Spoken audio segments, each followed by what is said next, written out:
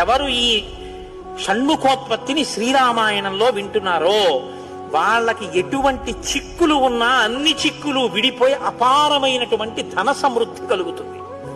2, విశేషమైనటువంటి పుణ్యము స్కందోత్పత్తిని విన్నంత మాత్రం చేత కలుగుతుంది. పార్వతీ పరమేశ్వరుల యొక్క కుమారుడు కనుక ఆయనకొక్కడికే కుమారః అన్న నామం.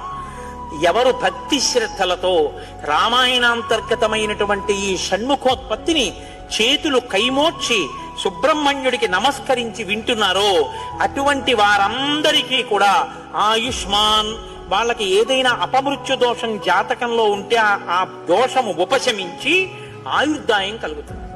ఆయుష్మాన్ పుత్ర పౌత్రైశ్చ, వాళ్ళ కొడుకులు మనవలు అందరూ క్షేమంగా ఉంటారు. ఏవైనా దుర్గుణములు అలవడవలసినవి ఉంటే అవి పోయి వాళ్ళు వృద్ధిలోకి వచ్చి వంశానికి గొప్ప కీర్తి తీసుకొస్తారు.